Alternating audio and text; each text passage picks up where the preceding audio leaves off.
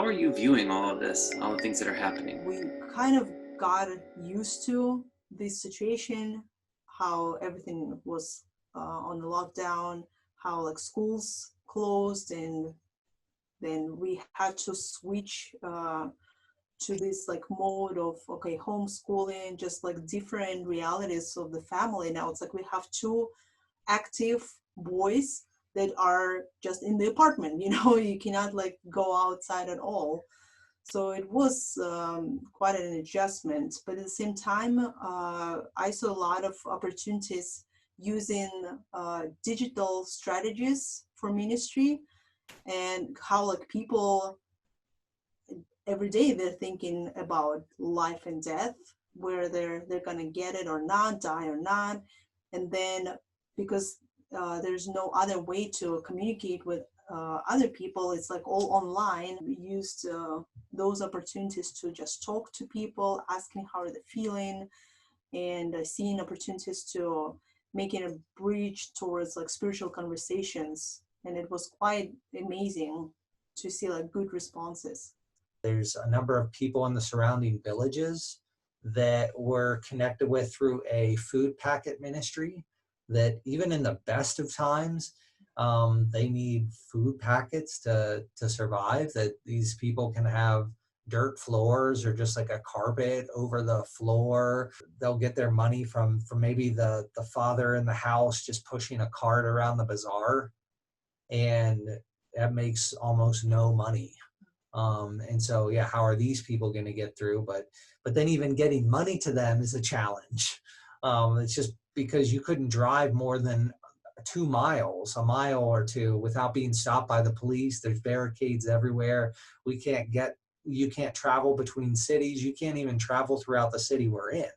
And so getting money to people is a struggle. And we're thinking through like how to not neglect the distribution of needs. Because of all this, how do you see ministry changing? With people in the church, I felt there was growth in relationships. I think it sounds weird, but it's like it did give that push towards, it's like, oh, we want to rely on each other. We want to like encourage each other. We want to feel like we're dependent on each other.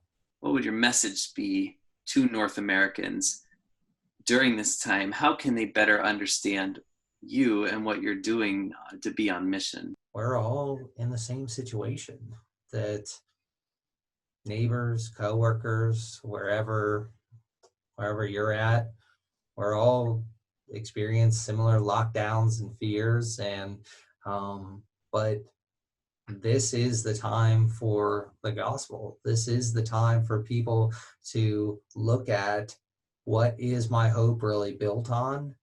Is it built on health, wealth, economy, stability? All those things can be taken from us like that.